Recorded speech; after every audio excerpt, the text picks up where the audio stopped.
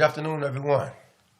We are 100 Years Enterprise. We back again for this beautiful topic, and I'm glad that we all chose this, the consequence of the street life.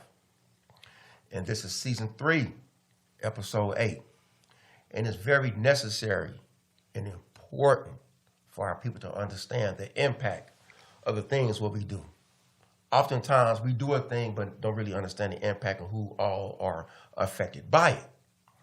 And so, before we go in, I want to introduce myself. My name is Fahim.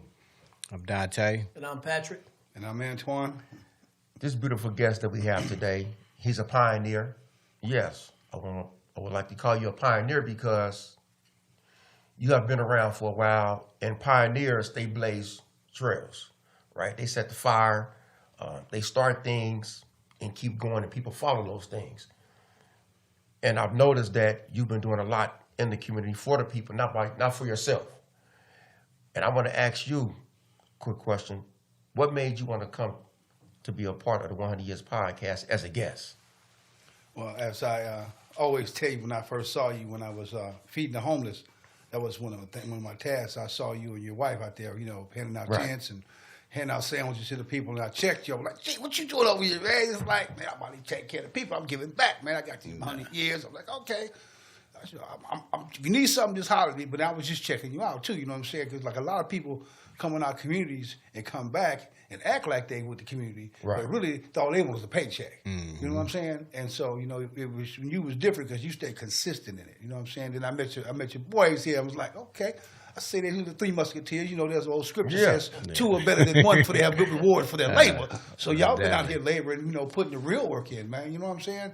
So a lot of people, when they get out and transition, you know what I'm saying? It's hard because they're not together. Absolutely. You know what I'm saying? And y'all cats stuck together. Either whatever y'all was doing, y'all was together. You know what I'm saying? It's like, these dudes gonna make it because they stand together. I always say if you stay connected, you stay protected, Most you won't get infected.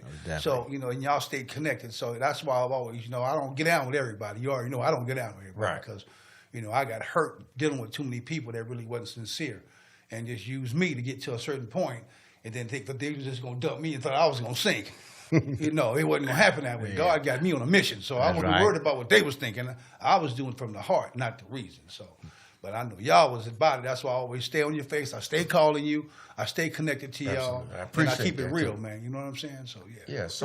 So what made you change from your old? Let me back up. Tell the people in about 30, 45 seconds.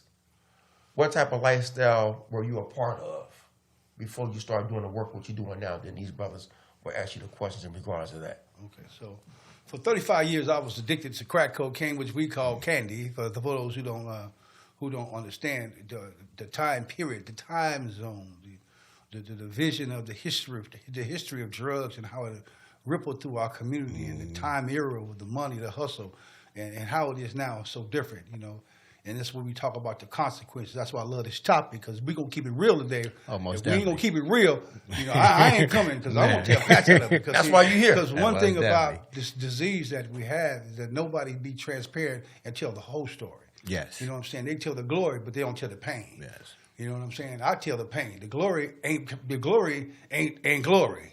That's right. It's the pain that we get through when we say, I survived Richmond. When I see you say, I'm from Richmond. Right, we OGs now. They call us OGs, but they don't know what we went through to still be here. You know what I'm saying? It wasn't no rolling the dice, and it's damn sure wasn't by luck. It was by favor, bro. We still here. All our friends are still behind them bars, and some of them ain't never coming out, and most of them in the graveyard. So, for me, I always tell people, my glory is my story. I'm real Richmond. I survived Richmond. I survived the crack epidemic. I survived the fashion war, and when God changed my life, I got clean. I got 20 years under my belt, and Congratulations. And I do it moving. You know what I'm saying? If you ain't about change, picture me rolling Tupac, my favorite song. Well, let me ask you something. Let me ask you something, Mr. Antwon. So, where you at today, right? Don't you feel it was necessary for you to go through your struggles back in the days? In the city of Richmond? Oh, most definitely. Okay. Most definitely. So anybody who really gets into this work, I have a counterpart. He's still my friend. You know, he always say that, you know, you can't say where you don't go and leave where you don't know. Yes. You know what I'm saying? So, you know, there's another thing about our testimony. We have to be tested to have a money. You know what I'm saying? So we had to go through something, you know, and my life wasn't cool, bro. You know, I had issues. Yes. You know, and so when I look at these kids, they got issues. I don't look at them like other people. I look at myself, and then I see me in them. And they don't have what we had. So what you think would be the antidote? Because love. Yes, love. They ain't Love. got it. Yes. So we me and my boy be chopping it up, right? I'm gonna give it to y'all real. You know, I use acronyms at somebody else's, right? They somebody else's. I don't take credit for it, right? I didn't go to school. I didn't go to no college. I ain't got no damn degrees. I ain't got none of that shit. I have lived experience. I survived this shit, man. Yes. I got cured, right? So, you know, you have other people use this term called hood-infected virus, right? But they don't even know what that shit means if you don't break it down, right? And then they talk about incarceration death syndrome. Well, shit, we was already infected with that shit the day we was born. You know what I'm saying? We was infected with that shit.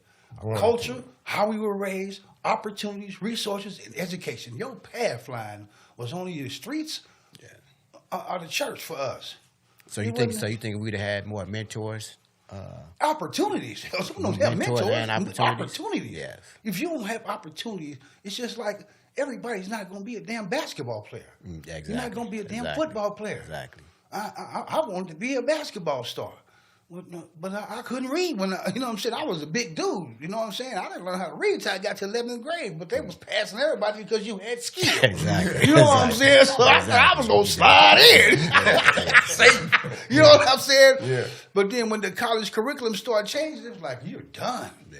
So, you know, you go out to the streets and you get into the more all-star leagues and this, that, and another, but it's never taking you where you want to go. You know, and but thank God that, you know, some people saw something in me, man. You know, I didn't get here by osmosis. People are invested in me, bro. And Most definitely. I pay homage to them dudes. Yes. You know what I'm saying? Who just say, I had one dude tell me, man, get in the car. I'm like, let me get in the car. But when I got in that car, it changed my life. Opportunities, bro. Some, you know. I want to jump in here, man, because it's just an interesting conversation. And I don't even want to go back to when I first was introduced you through Fahim and how you embraced me, even though, you know, I'm a surrogate of Richmond, you know what I mean? But I'm from Oakland.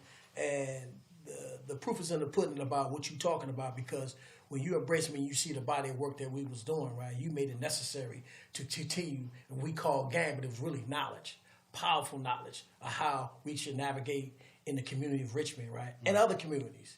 But just on to stay on topic, right, it was based on, you know, reaching the youth. Because when I go in the juvenile hall system, when I sit down and talk to the youth, it was something you said that was dynamic.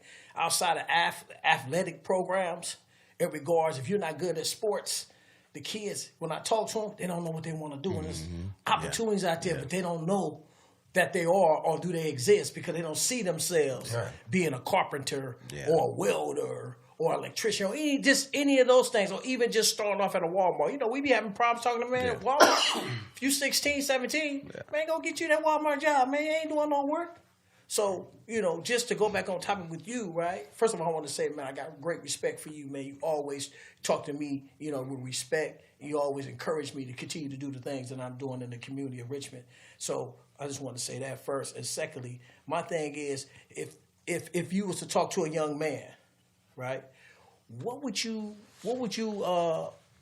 put in regards to on him to help him steer him in the right direction? Well, I'm dealing with that right now.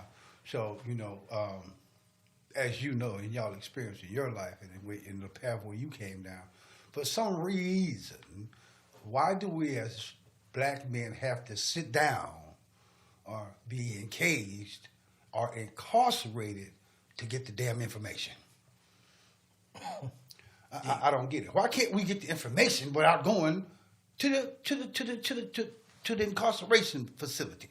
You know what I mean? It's like we don't educate our kids. We don't educate our kids out in the school system. We don't give them the tools to survive, to partner with each other, to trust one another. It's like I don't get it. It's like our school systems failed us. right? And so you got to understand when you talk about the ripple effect of this shit, right? And how are we going to get to a solution?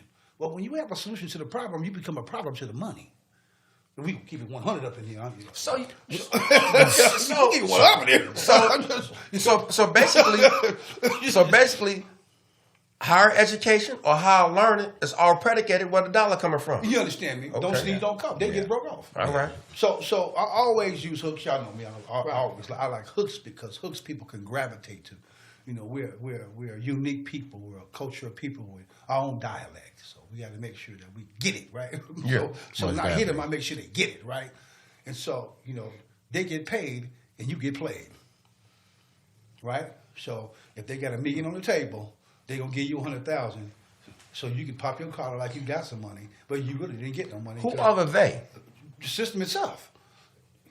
Because the people might ask, he said they, but let the people know who are the the system they. itself, when you see these grants come down, so I'm from Richmond. So from the time I woke up, when I became woke. I became woke. I started following money. For some reason, I started following money. Yeah. And where that money was supposed to go. In Richmond, there was a lot of money coming through Richmond, just Richmond by itself. But They was diagnosing us. They was assessing us. They was doing all this stuff. UC Berkeley, Stanford, and they do that shit right there in Richmond. The ONS project, all these projects they got going on in Richmond benefited everybody but the people. Because it ain't about the people, like you just said. It's about the money. You got played. So the thing is this though. The thing is this. As a collective, not just us, but you as well as many more, right? If it's gonna be about the people, let it be about the people. If you really love yourself and love the people, then regardless how much money it is that they put on the table, because it's about saving our youth. Because there's too many black people right now, young black people, from 15, 14, 17, all the way to 18, that's incarcerated. And so it's up to us as men, forget the money, to be a mentor to our kids. Now that we got it, it's our obligation. So now it's also about educating them and let them know, hey, this is what I went through. This is what the consequence of the street life caused me. Because like Fahim said earlier, we don't know what we walking into. And if we ain't got nobody, pulling us to the coast, say, man, come over here and do this, do this. Now, if I'd have had somebody saying, Dante, man, continue to be a motorcycle racer. Because I was good at it. Yeah. Didn't have that. But watch this, though. Watch this. So watch this. So I've been clean 20 years. So I live on certain concepts and precepts, right? So they say that the therapeutic value of one addict helping another is without parallel. Well, we all share one thing, it's that pain, bro. Oh, most definitely. Right? But then we also share that damn solution. Yes. And we stay gravitated to that, right? And just like in the game, right? You had a sponsor, somebody that coached your ass off. You had a mentor, somebody gave that misinformed information that you ran out there with, but they never told you the full consequences of what was going to happen. 20 years later, man, we saw that money, man. Yes. You understand me? I don't know about them cats. Them cats didn't see no money, man. I was a crack addict. I seen money, man. Right? I seen money. I smoked up about $1 million, man. You understand me? Myself. Yeah. That's how fluent it was in the rich, right? But 20 years later, bro, 30 years later, we are in trouble. I agree with you. We are in trouble. Why? It wasn't that the mentors was there. It's that they were cut off in the beginning, bro. The leaders was cut off. They were incarcerated. They came for them, right? Because you got to understand, when I talk about the hood-infected virus, black folks lived under the ground. Mm-hmm. Yeah, I agree with you on that. We existed under normal society because society had their foot on our neck, right? So when you look at that movie Claudine, y'all remember the movie Claudine? Yeah. When the welfare people see, welfare was supposed to help us up, but we used it as a crutch. But they said to the woman, when you get this money, your man can't be there. Yeah. So it was always connections to keep us down, bruh. Right? But so then the man had to do what? He wasn't getting that good job. He had to go fend You for understand himself. me? We had to do what? We had to do the numbers. Yeah. If you go back Yeah. to our history, Yeah. we Yeah. had to. My daddy was a bootlegger. You understand me? We had the bootleg. We had the nightclubs, so we was able to flourish no matter what. Richmond was all black. Richmond was real. North Richmond was black. You had their own clubs, own existence. Yeah. We had property. We owned everything. You know why we don't own nothing now? Because you didn't have no mentors teaching these kids about economic empowerment. You know what young brother told me the other day, young Brett. He said, we really can't blame our OGs because they didn't know. Only thing they seen, was the money. That's what they seen, to have money. So if they don't know, now they're gonna pass it on to us. Right. Well, I gotta add something to that because I gotta challenge that in part because you gotta look at the education that was developed too. Right. So the education that comes to our communities is low budget. You got teachers that don't even want to teach down there. Okay. So when you have a partial educational system that doesn't benefit you, right? By the time, like he said, you get to 11th, 12th grade, you ain't ready for college. You got to do an litmus test to get to college, certain colleges. Yeah. So if they say, okay, all right, you're in the 12th grade, but you still reading at an 8th grade level. You're in trouble. Well, how I'm in the 12th grade if I'm reading at 8th grade level? Because the education system in urban communities. I agree with that. Right? I agree with that. Like he said, that's just one element. We just touching on many elements. But the educational system is set, right, for certain communities, right, to, hold us back. Now, what he said about the welfare system at hand, right, regarding that, it keeps the black man weakened, right, in regards to just keeping them separate from the family. And then you got the mother trying to educate the kids, send them to schools that's not even teaching them nothing. So, we got to look at all these things that happens, right? And like you was going back to what you said about the situation with how we had to grind and do things, right, that's in the spirit of being abnormal. And they penalized us for that. Yeah. So all these wars that was affecting us, man, happened at the same time. Yeah. And also when you look at so you look at how government get their money, right? So the government gives their money. If you really pay attention, if you really George Clinton said, take off your sunglasses so you can see what you ain't really looking at, right? They crucified us off our behavior. Yeah. If you look at the systematic process, it's all about behavior, right? So it's how you act and how you conduct yourself. Our kids are labeled ADT, AD. I got more evidence. I got more abbreviations on what's wrong with me than I got abbreviations of my education. And it's so sad. It's so sad now because when you talk to a kid, when you talk to these youth or the teenagers these days, they will label themselves that. I got ADD, ADHD, all that. I'm like, damn, for real? How do you know that? Well, that's what the doctor said, and they give me this medication, right? So you got this misdiagnosis, right? But also, just for the sake of time, I want to just shift just a little bit because we talk about change and the consequences of the street life from going from one state to another state. You are part of a different system was being formed called the coalition, right? Mm-hmm. Tell the people what the coalition is about. So I told y'all. So now my other job, I have 15 different things I do. Right? Yes. So when I got into this part of change, I exposed myself to developers. I had 5 businesses. One with developers. I used to sit on the board of alcohol and other drugs, following that county money. Right.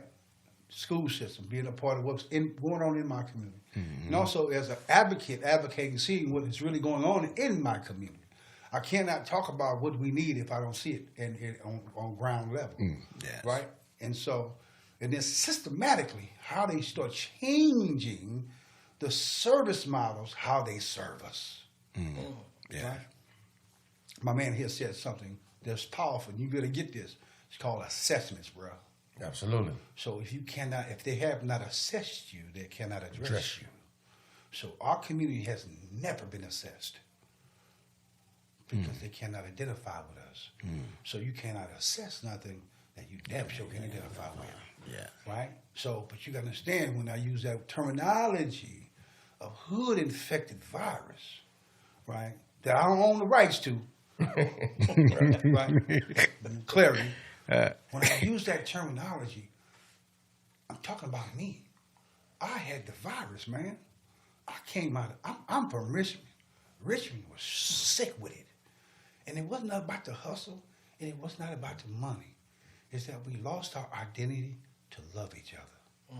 We became selfish, self-centered and self-seeking. Yeah, through greed, though. And when we got to that point, we stopped helping one another. Yeah. We stopped helping each other raise our kids. My mother had 12 kids. I was raised by a 4-block radius. I got my ass whooped by everybody on the block. Yeah. You say something now to these kids, Yeah. these parents are not these kids' friend. I was never my mama's friend. My mama was my mama.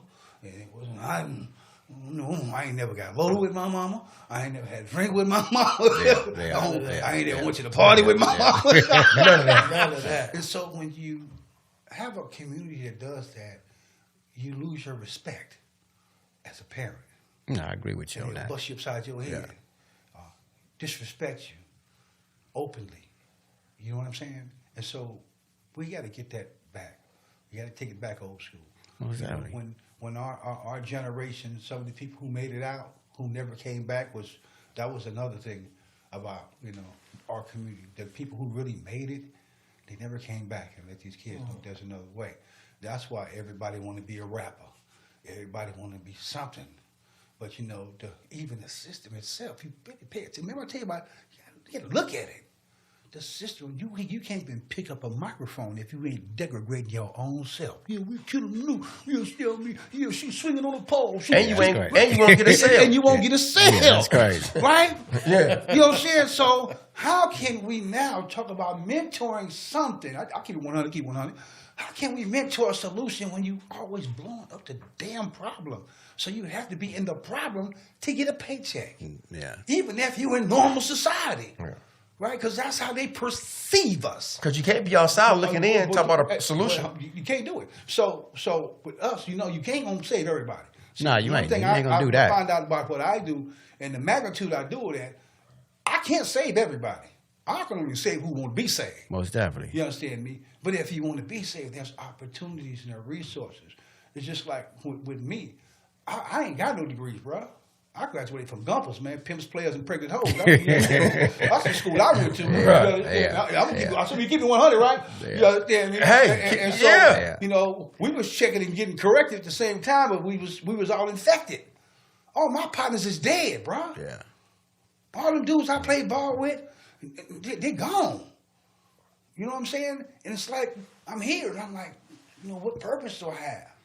Right? And so when I got clean, I watched the dude go under a bridge, man. Went to a drug program. Did the whole program.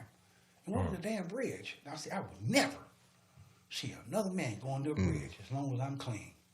And I've been holding that shit. That's why I went to the border. That's why I went to the border, alcohol and other drugs. And then for that, I got in the union. You know what I'm saying? Once I got in that union, that's why I met you. Right. Saved my life. I'm 324 for life. Don't get it twisted. You understand? I'm your brother, 324. For sure. Say your life, man. You Most understand? definitely. Still there. And my president at the time was Willie Hicks. He had to go to 2 meetings, and he looked in the room and he yelled, "Hey, I need somebody to go to this meeting," because he had a conflict. I'll go. Right. Went to a city council meeting and they asked a question. Do anybody got anything to say? No, you had And something to say. No, you had boy. No, you had something to say. So what did they ask you? It was about a development that they were having. And so I got a crash course education on developers. And it was like, they had a contract to make sure they had local hiring agreements and the pathways they were going to use. Well, my thing was, how you going to get the hood? Mm-hmm. How you going to get the Pookie down there? The Pookie didn't job. Yeah, about our peoples, yeah. Right? And so I started paying attention. I started watching. I started watching this development come to my community and with nobody out looking like me working. Right? They were not being reached to, even navigated to even walk in the door to it, even exposed to a shovel. It was nothing like that. They had good programs, but we wasn't in there. You know what I'm saying? You know what, not to cut you off, I just found out about the labor union when I came home. I never knew it was on, was that on Ohio, Lebanon? I never knew that until I came home. And I used to pass by there every day. So it was a lack of communication somewhere because I should have knew about that. Why you didn't know about it? Because the misinformed people give misinformed information. Yes. Right. We're used to Yes. we're used to living. Well, no, we're used to existing and not living. When you flying under the radar, see, that's living. Getting up every day, showing up on time, being responsible, being productive. That's living, man. Yes. Yeah. But existing, I got baby mama drama, slow drag, and 15,000 excuses why I'm late. Right. That don't work in a union. So when you walk in there, it's like you got to learn how to manage your money. Most definitely. You're making too much money. Them cats was back then they wasn't making as much money as they making now. But them cats was able to buy homes and bros and you know what I'm saying, and manage themselves Right. in a condition to take care of their families to buy all these homes that they had in Richmond. Right. Before we sign out, we want to just tell everyone to go to our YouTube channel, hit that like and share and subscribe button, follow us on our Instagram 100 years DOP, on our website 100years.biz. And my name is Fahim, My name is Patrick. I'm Dante. and we still rolling. And we still roll. You got any more questions? Because I'm sitting here taking it all in, right? And going off what you said, that's deep because you said the union was there on Ohio, but you didn't know it was there, right? So it was a lack of communication, and it was those that wasn't there. I'm not saying, for us whites and other races, right? They kept it under kept it to themselves, didn't they? Because how do a whole community? You're wrong. Okay. That union was black, bro. Okay. Over 324 back then was black. So help me understand. Then help me understand if I need to be informed. Help me understand why the common, or should I say, was everybody know about it? Or you I knew about it. Okay. So what it is. So from the time I was active in the labor, trying to get people in the union, it's that the past didn't teach the future of the laborers. Okay. Those who worked in the field Yes. didn't teach their kids Yes. their trade. Yes. So when you see now the Hispanics teach their kids how to be laborers, how to Exactly. work, how to do. Exactly. So when you see them with them homes, Yeah. you see them, they bring that KGB out there, crank that music up, had their women out there on the grill, and they Yeah. out there putting Yeah. it down Yeah. for real. Yes. And they all combine together. Exactly. We won't come together. We too busy player hating on each other. Greed. Greed. You got more That's than my me. question. That was my You got question more right than there. me. You got more than me. But the thing is this, again, this podcast is about the consequence of the street life, right? And the consequence of the street life affected all of us. Even if you didn't do a long period of time in prison, or if you didn't do a long time incarceration, period. Absolutely. Right? It affected us in some shape, form, or fashion, right? But it's kind of like bittersweet, right? Because we have to go through something in order to get better. Sometimes we don't get better when we go through a thing. So it's a blessing that we all went through something, and it's sad, because we hurted people, and and they still suffering. Some of them are still suffering, that we know of. So it's coming on us to continue to do the work that we do, right? So we can reach, our youth, so they won't make the same mistakes that we made. Follow in the same footsteps that we went through. Go to prison for a very long Before time. we close, let me get to the solution. So the street life is called what we call vicarious trauma. I'm gonna use some terms here, some medical terminology for y'all. So the vicarious trauma means over time. Our history of our whole culture has been around pain and not dealing with it. Yes, you're right. You're right. Dealing with our feelings and emotions and not dealing with it. And that trauma causes a ripple effect within us. Exactly. In us, in our heart, in our mind, in our spirit. Right? Because when I'm going through something as men, y'all know when we was coming up, man ain't supposed to cry, Yes. man ain't supposed to feel. I ain't no hard dude. I'm soft as medicated cotton. I feel every goddamn thing. But I got to know what to do with those feelings. Yes. Right? And I ain't no punk. Don't get it twisted now. You understand? But I really, as a man, I got to know how to channel those feelings in a healthy manner so I can have a healthy relationship with my brother. So he can really come to me and say, man, I'm addicted and stop, man. It's like, then I can come with a healthy solution, a healthy handoff to somebody else to get that brother some help that he needs. And that's what we didn't have. We was put to the side, labeled special. Right. You know what I mean? We were labeled special or, something like that. But we have to be nurturing to one another to move on to a healthy solution. Because they can give us all the damn money in the world. Right. You know what I'm saying? Yeah. But, Exactly. I always tell people, you have to unlearn that behavior to move forward with it. Unpack it. You understand me? And when you do Yes. that, we will become healthy. We will become nurturing and loving and caring again because that's how we got to get out. As long as we're doing that, We cool, man. Oh, most definitely. Exactly. And powerful as this topic is, we can go on and on and on with this here. And we thank you for coming on. Most definitely. Yes, sir. You know, Pleasure. and again, to our audience, we are 100 Years Enterprise. We flowing, we going places. Our kids need to be saved. Help our kids. But the only way we can help them, you got to understand, like your brother said, understand who you are. Get into your feelings, unpack them feelings, and share the positivity. And love yourself. 100 Years Enterprise. You can find us at YouTube channel, DLP. And I just add, as always, man, you don't have to be famous to be a star. It's all about collectively understanding, putting out there positive energy to help someone. That's what this is about. Again, welcome to everybody to our show, Consequences of Street Life. Thank you, Antwon, for being on our show. 100 Years Enterprise. Appreciate you. Thank y'all Peace for having out. me. If you stay ready, you ain't never got to get ready. That is Absolutely. there. Season 3, episode 8, and we out.